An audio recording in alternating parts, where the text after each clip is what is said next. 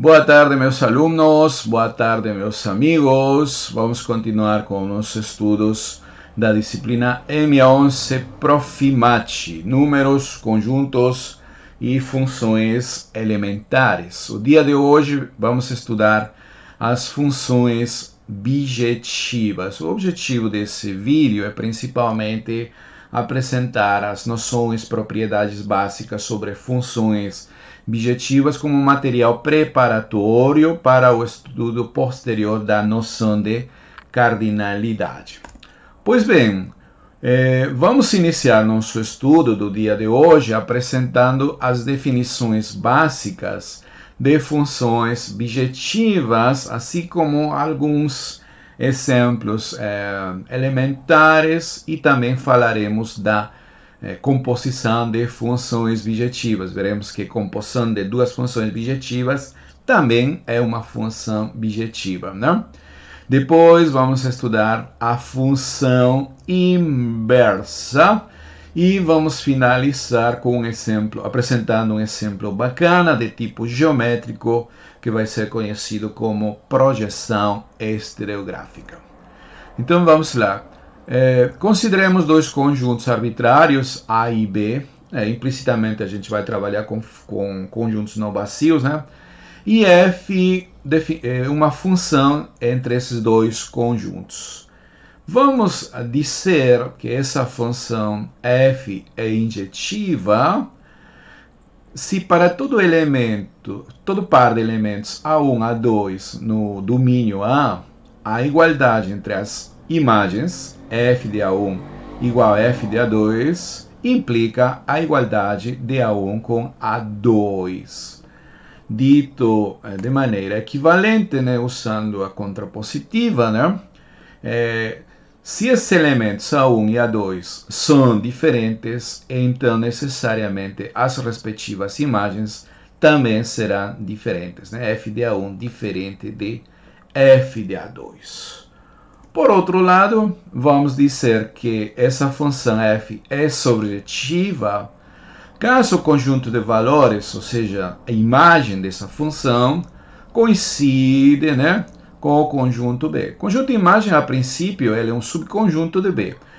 No caso especial que essa imagem seja todo o conjunto B, então a função é sobrejetiva. Dito de outra forma, se todo elemento de B, né, é imagem de alguém de A, ou seja, vai existir um elemento em A, né, um A pequeno, de tal forma que sua imagem seja precisamente esse elemento que você tomou, né? E quando a função f é simultaneamente injetiva e sobrejetiva, então vamos dizer que a função é bijetiva. Vamos ver alguns exemplos, não?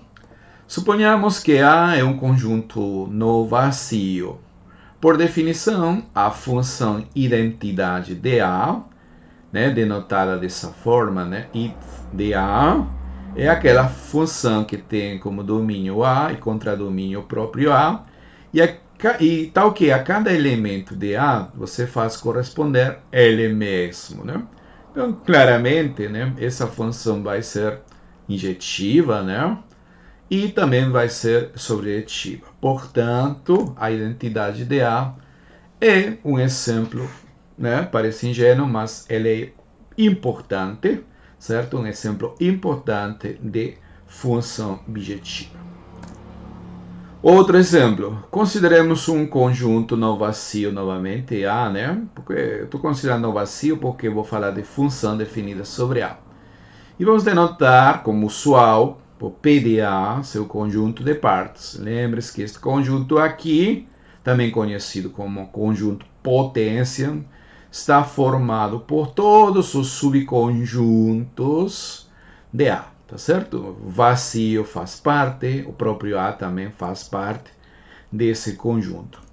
Então, olha, a função f, cujo domínio é A, contradomínio partes de A, definida da seguinte forma: você pega um elemento em A e faz corresponder o conjunto unitário formado por esse elemento, né? Como A é um elemento de A, este conjunto unitário vai ser um subconjunto de A. Portanto, ele vai estar nas partes de A. Pois bem, essa função assim definida, ela é injetiva, né? Por que isso aí acontece? Porque se a gente tomar dois elementos cujas imagens são iguais, f de A1 igual a f de A2, né? Nesse caso vai ser conjunto unitário formado por A1 igual ao conjunto unitário por A2. Necessariamente, como ambos os conjuntos apenas têm um elemento, esses elementos têm que ser necessariamente iguais, né? A1 igual a 2. Isso implica que a função, de fato, é injetiva, ok? Muito bem. Então, olha, sempre é possível definir uma função injetiva partindo de A com valores no conjunto potência, tá certo? Porém, jamais vai existir uma função sobrejetiva de A no conjunto de partes de A. Tá? Jamais existe. E como a gente vai provar que uma coisa não existe? Assumindo que existe, né? Então vamos proceder pelo absurdo. Suponhamos que existe uma função sobrejetiva com domínio A e contradomínio partes de A, tá?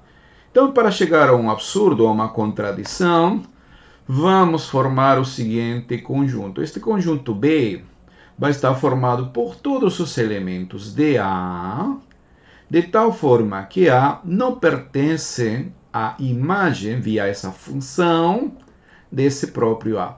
Olha, isso aqui parece um pouco estranho, porém faz sentido. Veja bem por quê.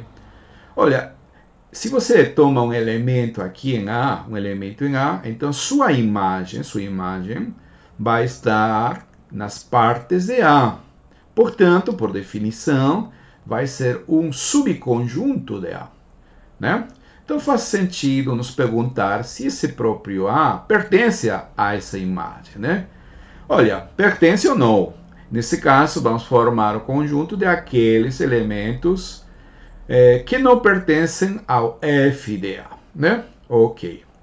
Pois bem, como ele é um subconjunto de A, né? Porque está se referindo a elementos de A que satisfazem essa propriedade, né? Isso aqui por um dos axiomas da teoria dos conjuntos.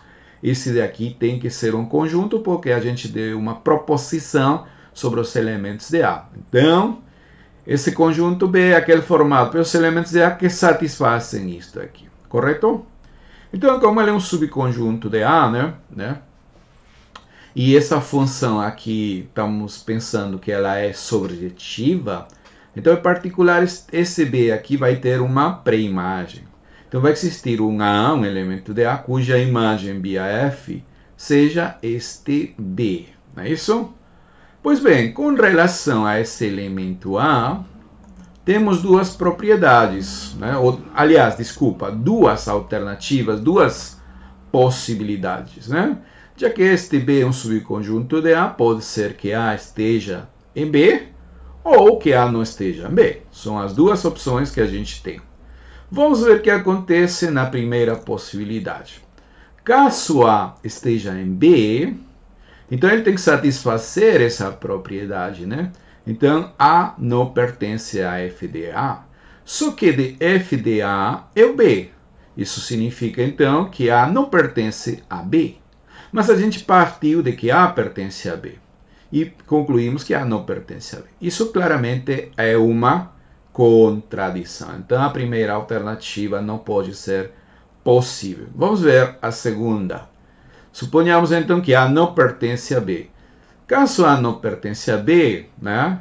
Então, é porque A não satisfaz essa condição aqui, certo? Se ele não satisfaz essa condição, é porque A tem que estar em f de A. Então, A está em f de A. Só que f de A é B. Então, vamos concluir que A, né, está em B. Novamente, isso aí é uma contradição. Por um lado, A não está em B, mas estamos concluindo que A está em B. Não é isso? Contradição. Tá?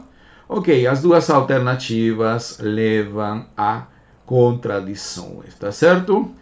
Então, assumir que existe uma função sobrejetiva, né, partindo de A com valores no seu conjunto potência, leva a um absurdo, uma contradição. Então, não existe uma função sobrejetiva.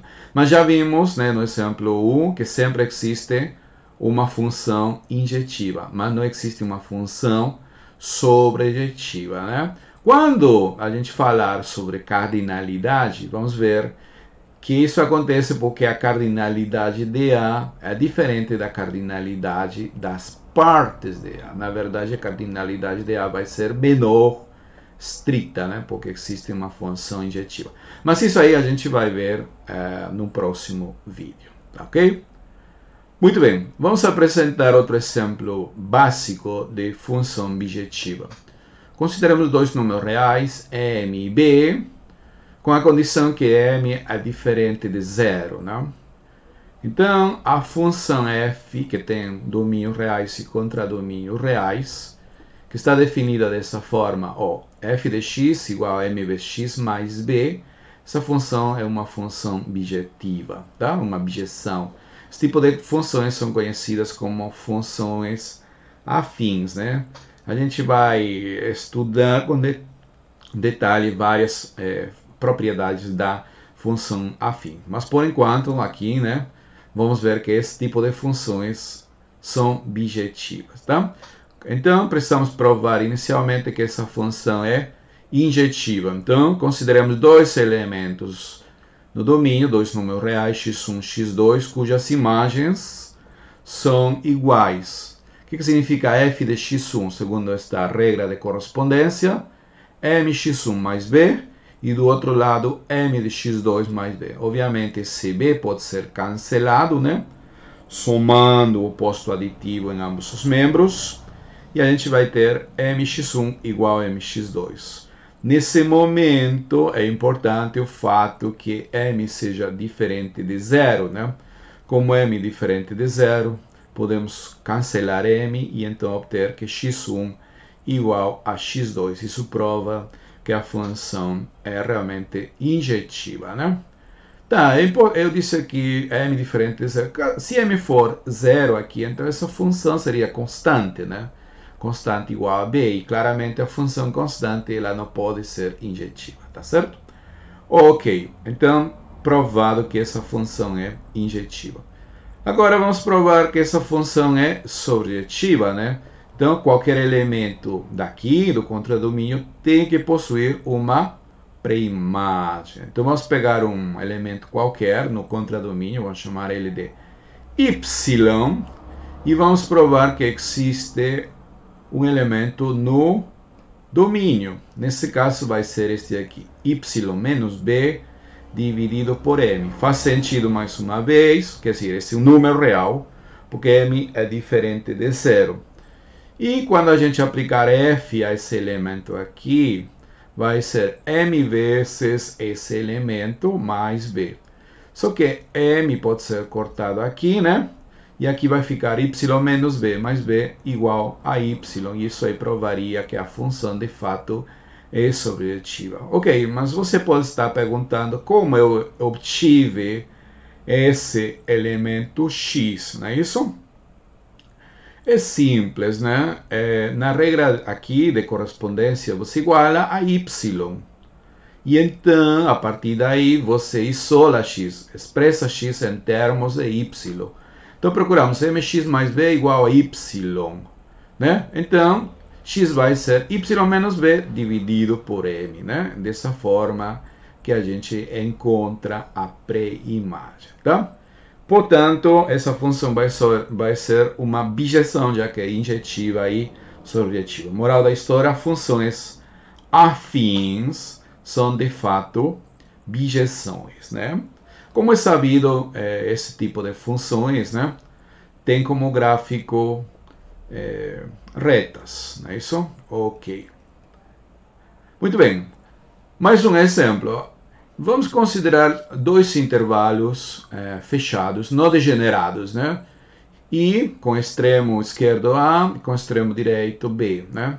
Supondo que A é menor que B, eu disse não degenerado, né? No sentido que ele não se reduz a um ponto. Então, vou assumir que A é menor que B.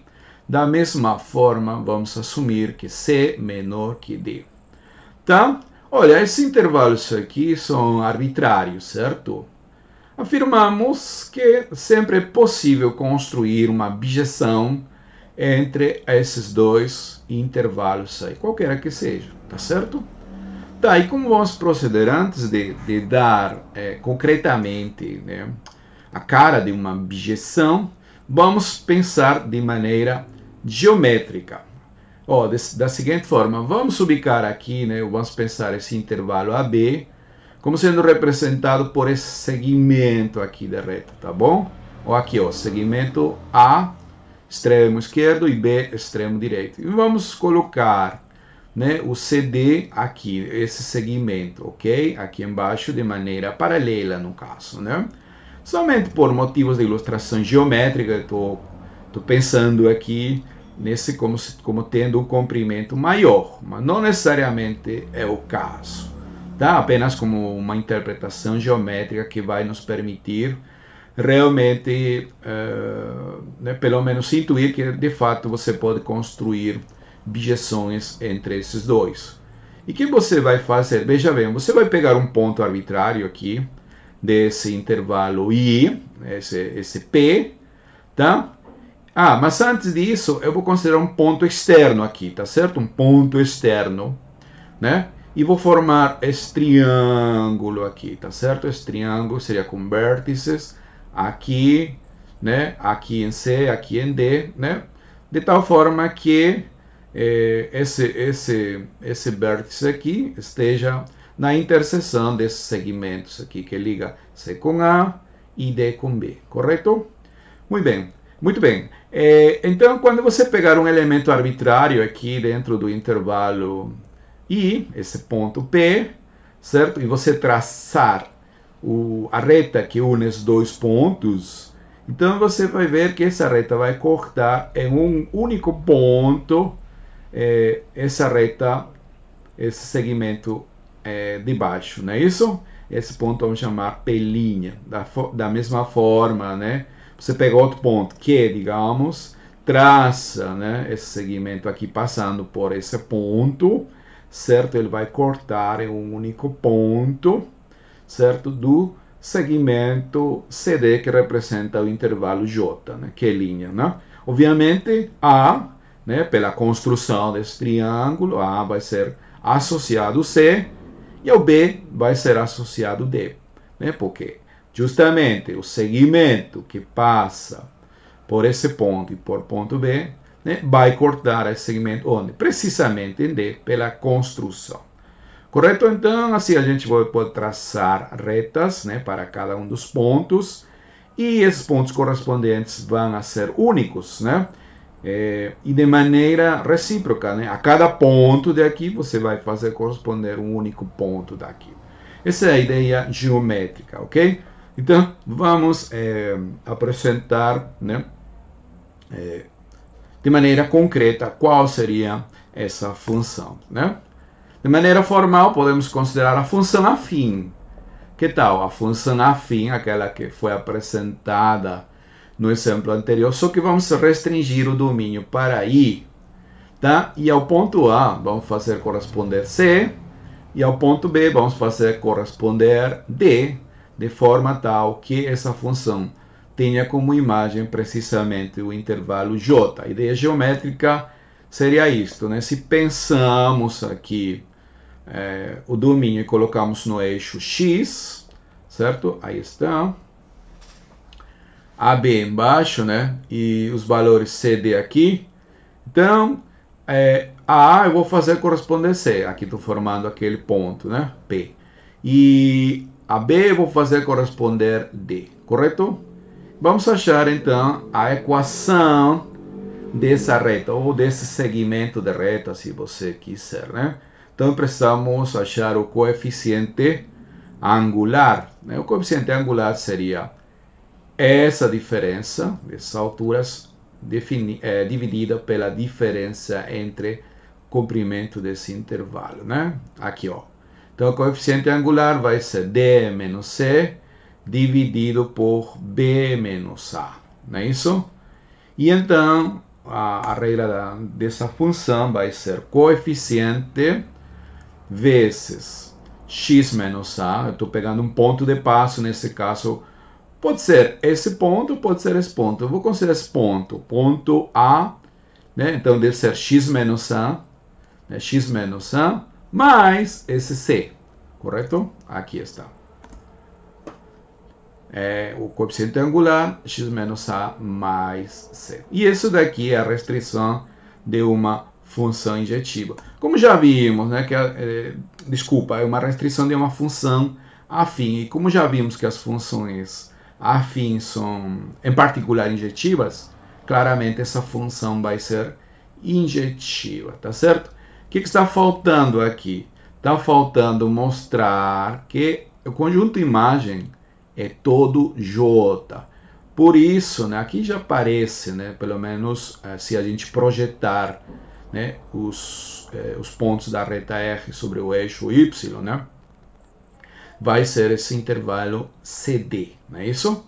Justamente porque ao ponto A fizemos corresponder a C e ao ponto B o D, certo? Mas formalmente isso aí vai acontecer pelo seguinte.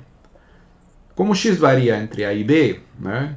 Então se a gente multiplicar o primeiro restando A, você vai ter 0 menor ou igual que x menos A, menor ou igual que B menos A. Então, multiplicando por esse coeficiente angular, né, que nesse caso aqui é positivo, certo? Porque D é maior que C, B é maior que A. Então, multiplicando por uma quantidade positiva, essa desigualdade é preservada. E aqui vamos ter, multiplicando por esse, né? B menos A corta e fica D menos C. E então, somando C a ambos os membros, fica C menor ou igual que toda essa expressão, né? Menor ou igual que D menos C mais C, que é D. Mas esse daqui é justamente a cara de f de x. Assim, f de x fica entre C e D. E a gente pode voltar, né? Voltando aqui, fazendo os processos inversos, a gente chega a essa desigualdade. O que significa isso? Que se x está entre A e B, a imagem vai estar entre C e D, reciprocamente. Portanto, a imagem é justamente o intervalo CD, né? Correto? Portanto, essa vai ser uma função bijetiva e, consequentemente, verifica nossa afirmação, né? Dados dois intervalos quaisquer, não degenerados, então sempre é possível construir uma bijeção entre os dois. Obviamente não é a única bijeção, né? Pode ser outra função crescente também, né? Um pouco mais complicado. Só que das mais simples a gente escolheu, né, a mais simples, seria a função afim no caso. Muito bem. Vamos falar agora de composição de funções. Composição de funções bijetivas, que é nosso interesse. Para obter uma função, precisamos de duas funções, certo? Mas com a condição que o contradomínio da primeira coincida com o domínio da segunda, né? B nesse caso, correto? Então temos uma função de A em B e uma função de B em C, tá certo? Então vamos lembrar, a composição dessas duas vai ser uma nova função com domínio A e contradomínio C. E a gente denota essa composição dessa forma, né? G composta com F. Só que nessa escrita aqui, você tem que perceber que quem age primeiro é a função F. Embora a gente escreve assim, porém, quem age primeiro é a função F e depois a função G, tá? Então, a cada x que está em A, primeiro age F, faz corresponder f de x, que está em B, e como B é o domínio de G, então você pode aplicar G a esse elemento aqui e obter G de f de x. Então, precisamente, esse daqui vai ser G composto com f aplicado em x, certo? Por definição. Ok. Temos uma proposição. Sejam f de A em B e g de B em C duas funções quaisquer. Valem as seguintes afirmações. Se ambas as funções são injetivas, a composição também vai ser injetiva. Por outro lado, se f e g são surjetivas, então a composta também é surjetiva, tá certo? E obviamente, se ambas são bijetivas, então a composta é bijetiva. Claramente, a propriedade 3 é a consequência das propriedades 1 e 2, certo? Então é suficiente provar 1 e 2, como consequência você obtém 3, tá certo? Vamos provar 1. Vamos assumir que ambas as funções são injetivas e vamos provar que a composta é injetiva, tá? Então vamos tomar dois elementos no domínio da composta, que seria A, cujas imagens via composta são iguais, né? Só que por definição de função composta, G composto com F em A1 é a mesma coisa que G aplicado em F de A1, e aqui vai ser G aplicado em F de A2. Mas essa G aqui é injetiva. Então, se você tem duas imagens via G que são iguais, e G é injetiva, como é o caso, então F de A1 e F de A2, que seriam as primagens, tem que ser iguais. E aqui novamente, mas aplicando a injetividade de F, você vai obter que A1 igual a A2. Pronto. Partimos desse fato e a gente obteve que A1 igual a A2, que significa que a função composta é injetiva, né? Agora, vamos provar que a função composta ela é surjetiva, tá? Então, vamos pegar um elemento C no contradomínio, né? Um elemento C qualquer. Que lembre-se, a composta vai de A para C. De A para C. Deixa aqui novamente, ó, aqui, né?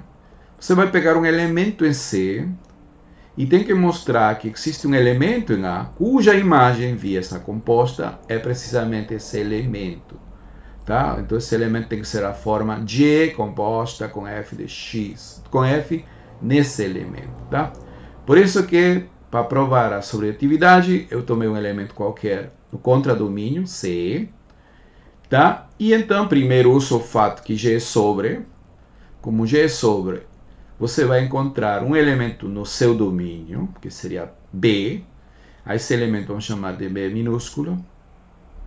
De tal forma que C é a imagem desse B via G. Tá? Agora, esse B está no contradomínio da função f. E a função f é surjetiva pela hipótese. Então, aplicando esse fato, né, a surjetividade de f garante a existência de um elemento A, de tal forma que B seja f de A. Pronto. Agora você vai substituir esse f de A aqui no lugar de B, e então você vai obter que C é igual a G no lugar de B, f de A. Só que por definição, G de f de A é G composto com f em A. Tá certo? E a propriedade 3, como já falado, né, vai seguir diretamente das propriedades 1 e 2. Porque se ambas funções são injetivas, o garante que a composta é injetiva. Se ambas são surjetivas, então a composta é surjetiva graças a 2. Portanto, se ambas as funções são bijetivas, a composta é bijetiva. Perfeito? Muito bem. Mais uma proposição relacionada com a composição, tá? Bom, olha, consideremos duas funções, valem as seguintes afirmações. Caso a função é uma espécie de recíproco, né, da proposição anterior, tá? O que acontece se essa função é injetiva? Eu posso dizer que ambas são injetivas? Não, em geral não. Tá certo? Porém, você pode concluir que essa função que age primeiro, f, é injetiva, tá? Se a composta é injetiva, então a função que age primeiro, ela vai ser injetiva. Por outro lado, se a função, né, é sobrejetiva, se a função composta é sobre, então a função que age depois, a segunda, g, ela vai ser sobrejetiva, tá certo? Então seria interessante você mostrar que g não necessariamente vai ser injetiva no primeiro caso e no segundo, f não necessariamente tem que ser sobrejetiva, tá ok? Ok, vamos provar então a parte 1. Vamos assumir que a composta é injetiva e vamos provar que f é injetiva. Então, para isto, vamos pegar dois elementos do domínio da f, que é o A, cujas imagens B a f são iguais, tá? E eu quero concluir que A1 é igual a 2. Para explorar o fato que a composta é uma injeção, vou aplicar G a ambos os membros. Vou aplicar G. Então aqui vai ficar G de f de A1, como aqui, G de f de A1, igual a G de f de A2. Só que este G de f de A1 não é outra coisa que G composta com f de A1. E este G de f de A2 é G composto com f em A2, certo? E agora vou pensar na igualdade desse cara que está do lado esquerdo com esse cara que está do lado direito. Por quê? Para aproveitar o fato que a composta é injetiva. Então, como a composta é injetiva, vamos concluir que A1 é igual a 2, que era justamente o que a gente queria desde o início, tá? Pronto, isso aí vai mostrar a injetividade da F. E agora, vamos provar que a G é sobre. Que temos como hipótese? Temos que a composta é sobre. Tá, inicialmente vamos pegar um elemento no conjunto no conjunto chegada da G, que é C, né? Como G é composto com F é sobre, então este C tem que ser a imagem via G composto com F de algum elemento do domínio, de A no caso, né? Um elemento A pequeno, de tal forma que vale isto aqui, tá? Só que isto daqui é G de f de A, né? G de f de A. Precisamente esse f de A vai morar onde? Em B. Tá? Então vamos chamar esse f de A de B. Vamos chamar, ele mora em B. Tá? E então a gente vai ter o quê? Quanto seria G em B nesse cara? G em B seria G de f de A, porque a gente simplesmente chamou a f de A de B. Chamamos, tá? G de f de A. Só que G de f de A é G composto com f em A, que é C. Ou seja, em outras palavras, você achou um elemento em B, seria este B aqui, que realmente é a imagem desse A aqui, né? B a f, de tal forma que ao aplicar G, seja precisamente o elemento que você tomou inicialmente. Então, qualquer elemento em C está na imagem de G. Portanto, essa G é sobrejetiva. Perfeito? Muito bem. Agora vamos falar sobre a função inversa. Tá? Que é a função inversa? Para isso, vamos precisar do seguinte resultado. Seja f uma função, tá? Entre dois conjuntos não vazios A e B. Então, esse resultado aqui, que nós estamos chamando de teorema, vai caracterizar as funções bijetivas. No seguinte, f vai ser bijetiva se somente se, ou seja, equivalente a que exista uma função que parte de B e toma valores em A, de tal forma que G é composta com F, veja aqui, G é composta com F, quem vai agir primeiro é F, F parte de A, né? Então vamos de A para B e B a G, vamos para A. Então essa igualdade vai ser igual à identidade de A, tá? Estou explicando porque faz sentido isso daqui, tá? E também vamos exigir que F composto com G seja identidade de B, né? Porque aqui quem vai agir primeiro é a G. G parte de B. Vai de B para A e F vai de A para B. Então, o composto vai de B para B, tá certo? Então, recapitulando, uma função é bijetiva se somente se existe uma função G de B para A, de tal forma que G composto com F seja identidade em A e F composto com G seja identidade de B. Aqui identidade de A, desculpa, e aqui identidade de B, tá certo? Ok. Então, para provar isto, né, vamos assumir primeiro que a função é bijetiva. E com isso, provaremos a existência dessa tal função que faz isso daqui, tá bom? Então, suponhamos que f é uma bijeção. Então, pela definição dada, né, f tem que ser injetiva e sobrejetiva. Então, em particular, como ela é sobre qualquer elemento de B, tem que ser imagem de algum elemento de A. Né? Isso vamos chamar X. Só que como essa função é injetiva, esse elemento que já existe pela sobrejetividade tem que ser único. Porque a função é injetiva, né? Tá? Porque se fosse f de x igual a outro f de x1, digamos, pela injetividade você vai concluir que x igual a x1. Tá? Então, para cada y de B, existe um único elemento x que pertence a, tal que f de x igual a y. Tá, então eu posso agora definir a seguinte função, que vai de B para A. Pego um y e vou fazer corresponder o único elemento x. Isso é importante para você definir função, né? O associado a x tem que ser único. O associado a y tem que ser único. Quem vai ser no caso? Aquele x, onde x é o único elemento de A, né? De tal forma que f de x igual a y. Ok? Que existe é único graças a que f é uma bijeção. Correto? Essa é a definição dessa função. Pois bem, agora eu vou calcular G composto com F. Tá? G composto com F em X. G composto com F em X será G de F de X. Tá certo? Tá. Se você chamar a este F de X de Y, né? Segundo esta regra, você tem que fazer corresponder aquele cara, que é único, que é a pré-imagem, né, desse cara, desse y que você pegou.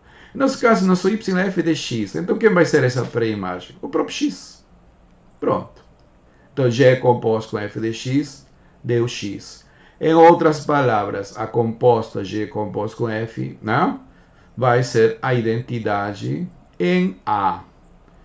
E, por outro lado, né, a outra composta. Ó, veja bem aqui. F composta com G em Y é f de G de Y. Quem é G de Y? X. Então vai ser f de x. Só que esse x é o único cara com essa propriedade. Então f de x é o próprio Y. Tá? Pronto. Então f composto com G vai ser a identidade em B. Ok? Isso aí então prova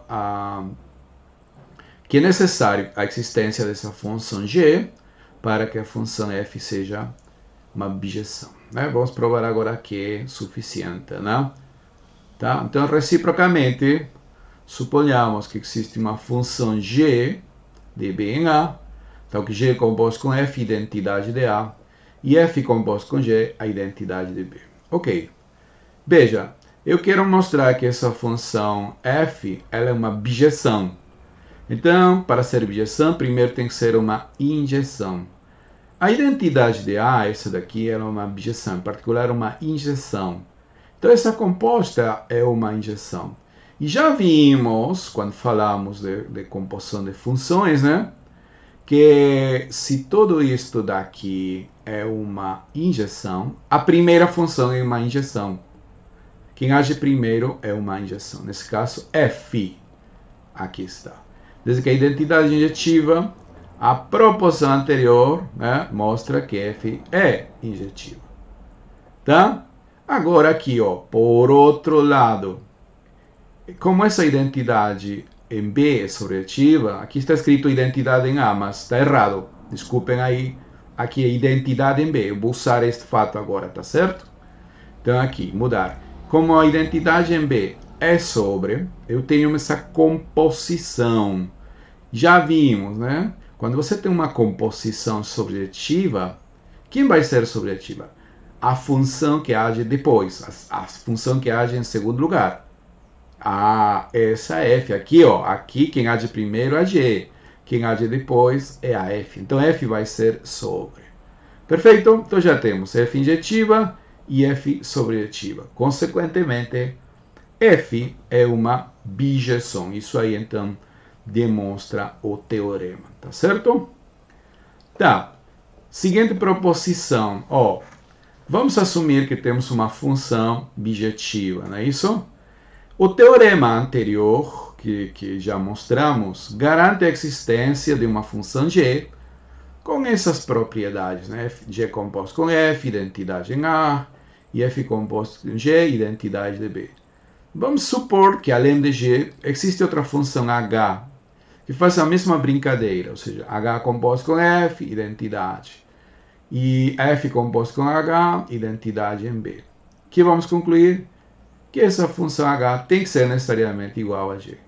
Tá? Então, em outras palavras, aquela função g, quando é dada uma função bijetiva, aquela função g, de tal forma que ao fazer as composições, o resultado são as identidades respectivas, ela vai ser única. Precisamente essa unicidade vai nos permitir definir essa função como a função inversa de f, tá certo? Mas antes disso, vamos provar porque h é igual a g. Para que duas funções tenham, certo? Para que sejam iguais, elas têm que ter a mesma regra, digamos, né? Mas aqui diretamente, veja. H, eu posso escrever H como H composta com identidade, né? Certo? Quem age primeiro identidade, eu vou de B para B, e depois BH, vou de B para A, tá certo? Então, H composto com identidade é a mesma coisa, tá certo? Só que essa identidade em B, eu vou escrever aqui, ó, usando F composto com G dessa vez. Por quê? Porque eu quero relacionar H com F. Então, no lugar de identidade de B, vou colocar F composto com G. Tá? E aqui eu vou usar o fato que a composição de funções, né, é uma operação associativa. Então, eu vou associar H com F, vou deixar G depois, fora, né? H composto com F, cadê? Aqui, ó, H composto com F, identidade.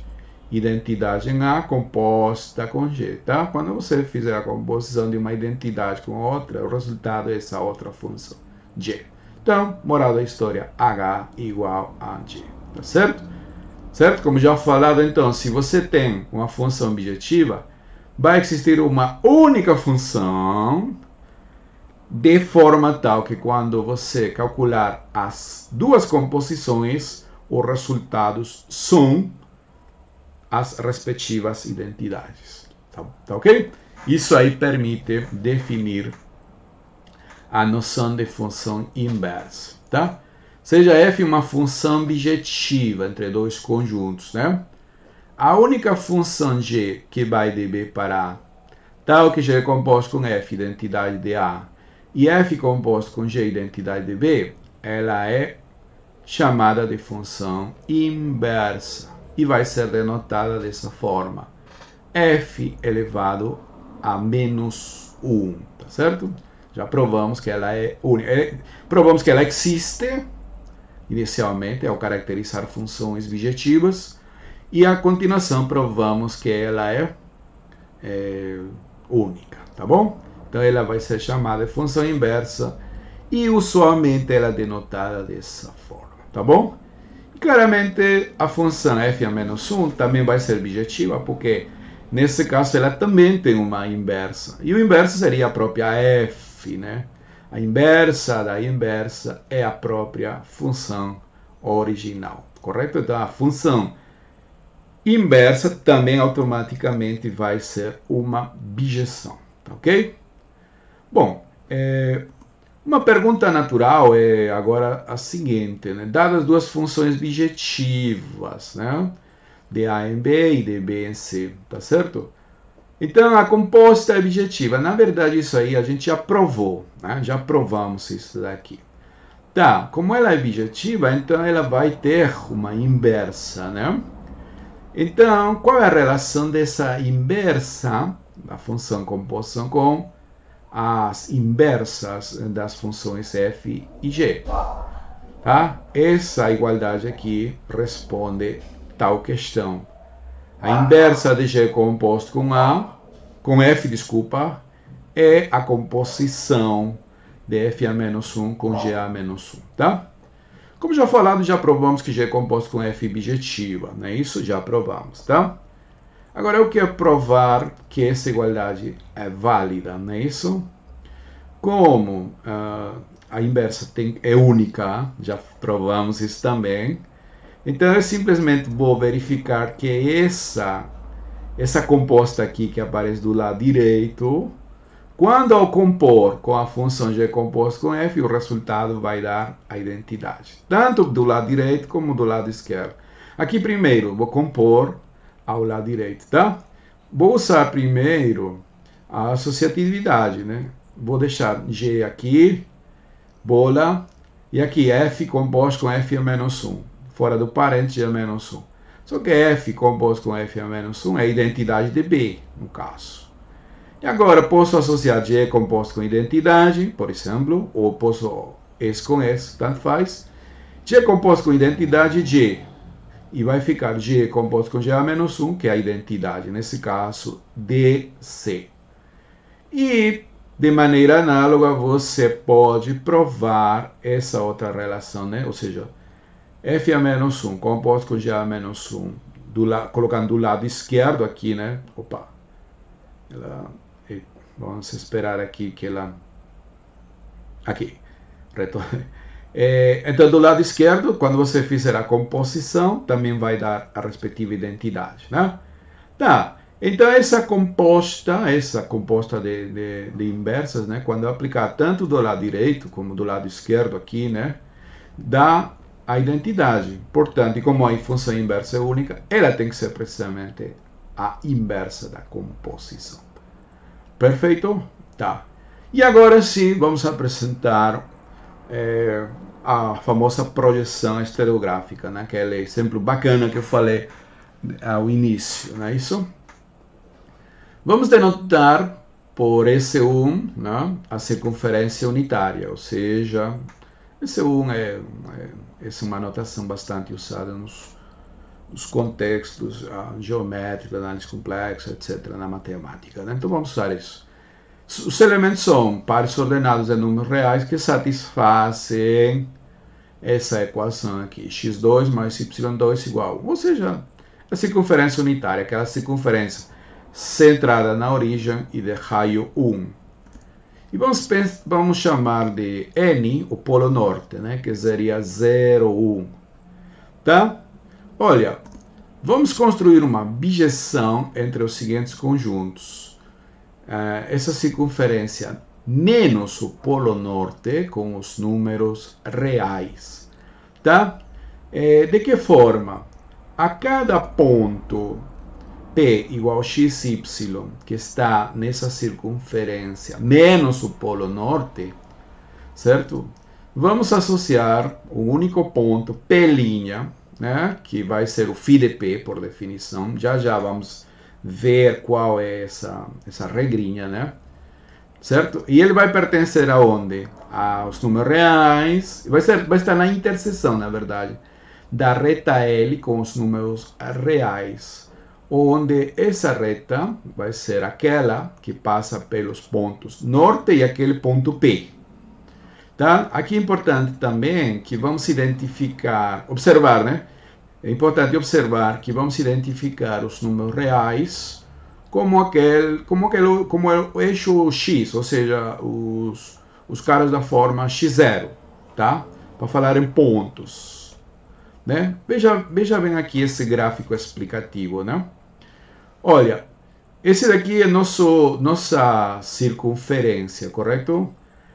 E você vai retirar esse polo norte. Então você vai pegar um ponto qualquer diferente do polo norte, vai construir essa reta aqui, essa reta, certo?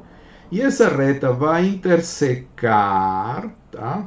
ao eixo X, que vai estar identificado com os números reais, né? Vamos pensar que essa reta aqui horizontal representa os números reais, certo? Ou seja, os pontos da forma R0, se você quiser, pares da forma R0, né? O eixo X, tá certo? Então, a esse ponto vamos associar o único ponto aqui, P', que é produto da interseção dessa reta que passa por N e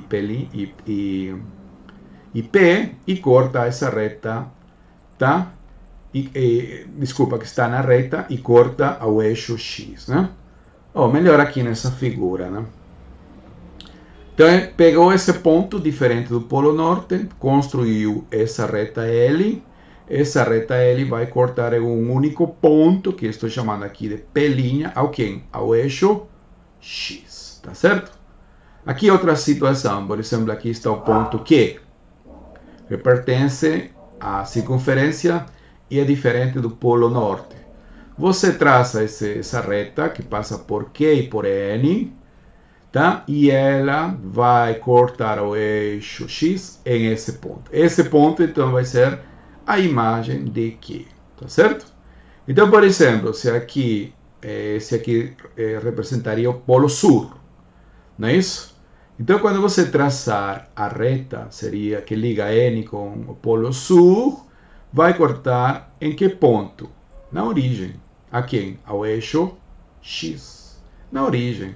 Tá certo? Isso significaria, então, que a imagem do Polo Sul, que é o 0 menos 1, deveria ser 0, 0, que identificado representaria o número real 0. Tá certo? Tá? Por exemplo, a esse ponto, você traz essa reta e cortaria nesse ponto aqui do eixo X. A esse ponto em especial aqui, vejam, que seria o ponto menos 1, 0, né? Menos 1, 0, né? Quando você ligar a reta, né? Quando você traçar essa reta, ela vai cortar ao eixo X nele mesmo, tá? Né? Ou seja, está aqui pensado como número real menos 1, tá certo? Ok, então vamos fazer as contas aqui. Primeiro vamos calcular a equação dessa reta L, tá? Quem é a equação dessa reta L? Lembrando que vamos chamar esse ponto P de XY, né? Esse ponto P é XY, um ponto que é diferente do Polo Norte, tá certo? E então a equação da reta, né? Como ela vai passar pelo Polo Norte e vai ter como vetor direção, ó, este daqui, né? NP, ou seja, P menos N, né? Eu vou trabalhar de maneira vetorial para facilitar as contas, né? Então, ponto de passo, que seria o 0,1, mais TBS, esse parâmetro, esse polo, esse ponto, que é XY, menos 0,1, que é o Polo Norte, tá? Ou seja, fazendo as continhas, aí, x menos 0, x, y menos 1, vai ficar dessa forma, né? Tá? Tudo isso daqui vai ser 0 mais tx, vírgula 1 mais t vezes y menos 1. Aqui eu escrevi da forma t vezes y menos 1 mais 1. Tá certo? Ok, então como o ponto P' deve ser a interseção dessa reta com o eixo x, tá? Então a segunda coordenada tem que ser 0. Então para que valores de t, essa segunda coordenada é 0. Ponto A vai pertencer ao eixo X se a segunda coordenada, como escrito aqui, é 0. Essa equação vai nos permitir calcular t. Se somente assim, né? T vai ser menos 1 dividido por y menos 1. Ou trocando menos aí, né? Menos acima, menos embaixo, quer dizer, trocando a ordem aí, vai ficar 1 só dividido por 1 menos y, tá? Então, a regra de correspondência deveria ser essa, tá bom? X dividido por 1 menos y. Esse daí deveria ser o número real. Veja que isso aí faz sentido porque quando você tomou o xy, né, ela era diferente do Polo Norte. Então, y vai ser diferente de 1, correto? Então, faz sentido essa expressão. De fato, é o número real, tá? Segundo nossa intuição geométrica, vimos que o correspondente ao polo sul, que era o 0 menos 1, deveria ser a origem, que é identificada com 0. Então, quando você substituir aqui 0 menos 1, dá 0 aqui. Quando você substituir menos 1, 0, dá menos 1. Lembra aquele ponto fixo, né? Aqui, ó. Quando era o polo sul, o correspondente deveria ser a origem, que é identificado com 0. Quando é menos 1, 0, deve ser ele mesmo, menos 1, 0, que é identificado com menos 1. Tá? Então, tá tudo ok aqui, né? Verificamos isso. Deixa eu voltar para desaparecer esse negócio aí. Tá bom? Pronto. Ok. Tá certo? Isso aí deveria ser, segundo nossa intuição geométrica, certo? A regra da correspondência dessa função. Tá? Só que antes de fazer as contas, mostrar que de fato isso aí é uma objeção, eu queria dar outra ideia também de tipo geométrico, até talvez mais simples, de como a gente deduzir qual seria a cara dessa função. E é via semelhança de triângulos. Olha, aqui, ó, aqui está o polo norte, aqui vamos considerar esse ponto qualquer, x, y, e aqui o correspondente, P', ou seja, o φ de P, não é isso? Que é um número real aqui, identificado como um número real, este é o eixo x, tá certo? Olha, aí então vou traçar essa reta aqui, paralela ao eixo x, essa retinha aqui, tá certo? Tá, então as coordenadas desse ponto P são x e y. Consequentemente, né, se você traçar essa reta aqui, né, esse daqui vai ser x. Ou seja, o lado do segmento AP deve ser x. E essa altura OA deve ser y. Como todo esse rádio é 1, então essa partezinha aqui vai ser 1 menos y, tá bom? Lembra então, 1 menos y aqui, certo? E x ao lado de AP, né? Já as coordenadas desse ponto aqui, P', são o número real φ de P, ou seja, φ de P0. Todo esse lado aqui vale φ de P. E esse cateto, né, porque são triângulos retângulos, seria 1, né? Então vamos escrever os nomes. Seja P igual a XY, é um ponto qualquer, né, diferente do norte. Como já falado, AP igual a X e AN igual a 1 menos Y, né? AP o X, porque essa é a abscissa de P, e este daqui é Y, então é AN 1 menos Y, correto? P' é o φ de P, aquela função que a gente quer achar. O N, o rádio, vale 1. E o P' é φ de P. Não é isso? Aqui, ó. Vamos voltar aqui. O P' φ de P. Tá? Então, agora, como esse lado aqui é paralelo a esse lado, e ambos os triângulos, tanto o grandão como esse triângulo pequeno, são retângulos, então eles vão ser semelhantes. Ou se você quiser, chama este ângulo de alfa, como aqui na figura, então esse ângulo vai ser alfa. Tá? Então eu posso dizer que, né, por proporcionalidade, semelhança, né, certo? Esse lado é a esse lado, né, como esse lado é a esse lado. Tá? Ou se você quiser usar trigonometria, né, vou trabalhar com, por exemplo, a cotangente de alfa. Tá? Como aqui, ó. No triângulo P''ON, ou seja, aquele triângulo grandão, quem é a cotangente de alfa?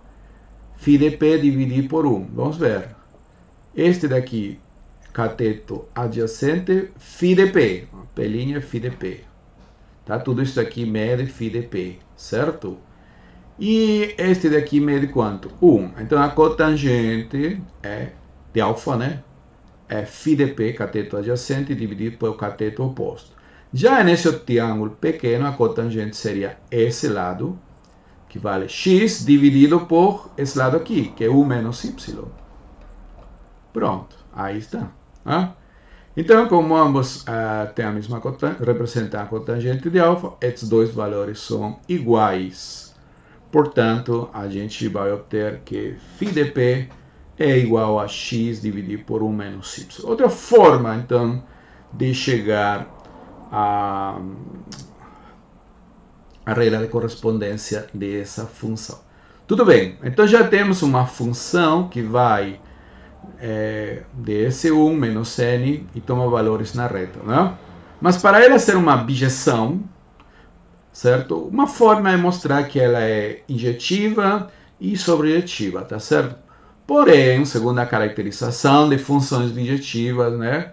A outra forma é apresentar uma função G, certo? Que parte do contradomínio inicial, né? Que tem domínio, o contradomínio da função original, e toma valores no contradomínio da função original, né?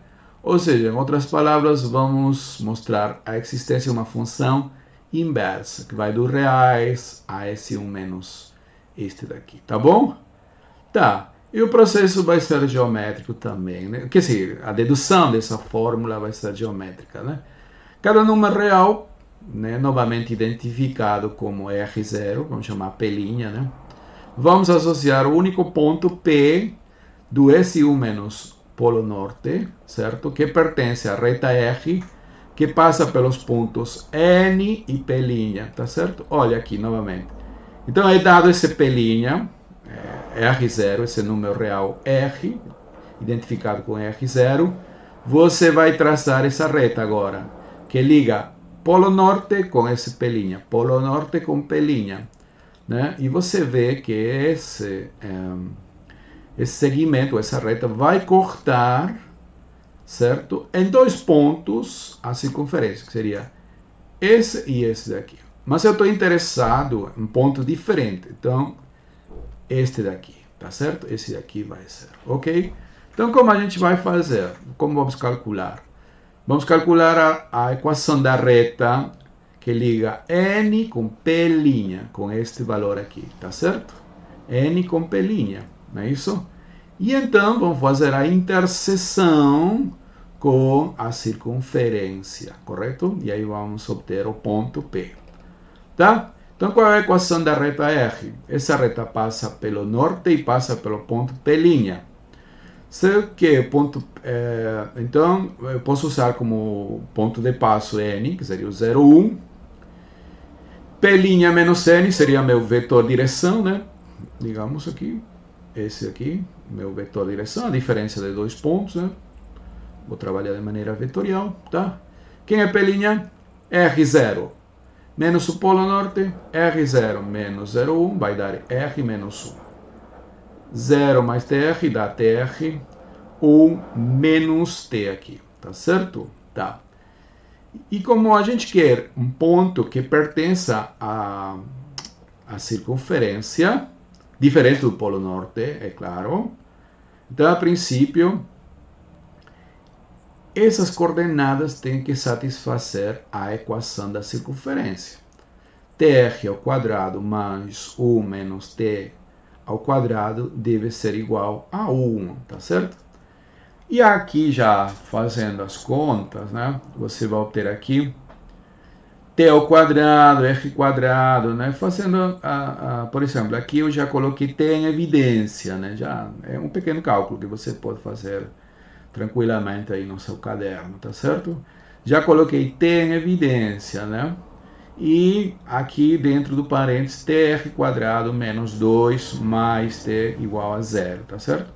Aqui, por exemplo, esse 1 ao quadrado é 1, com esse 1 vai sumir, por exemplo, né? Tá ok? Só que o que acontece quando T é 0 aqui? Quando T, se T for 0, digamos, quem seria esse ponto B? Quando T é 0, aqui, quando você substituir, daria 0, e aqui 1 menos 0, 1. Ou seja, 0, 1, que é precisamente o polo norte, mas eu quero um ponto diferente. Então, T não pode ser 0. Como T não pode ser 0, esse negócio que está no parênteses tem que ser 0.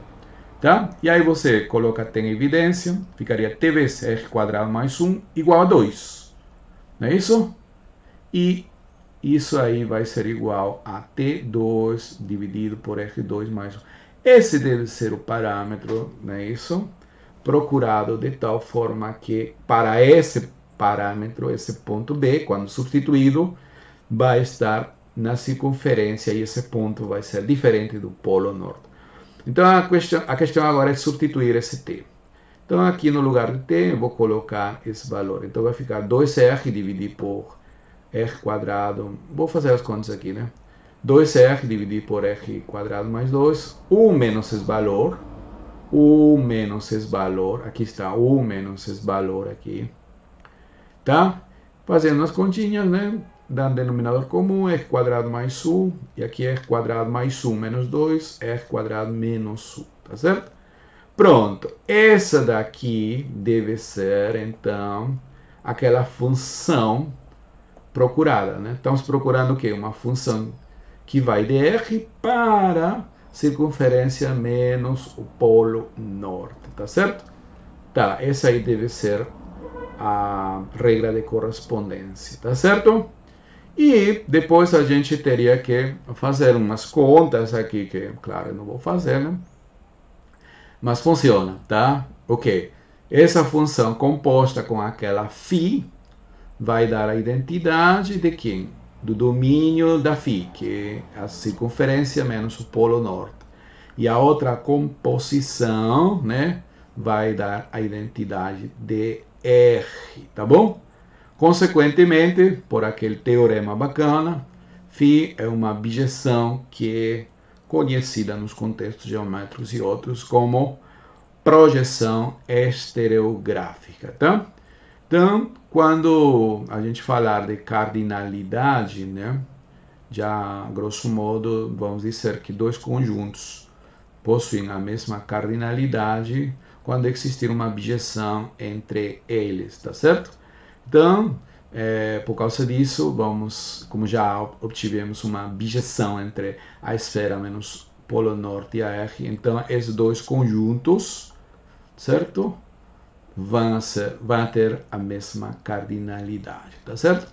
Agora, é importante observar que no lugar do polo norte você pode pegar qualquer ponto e fazer brincadeiras semelhantes, tá?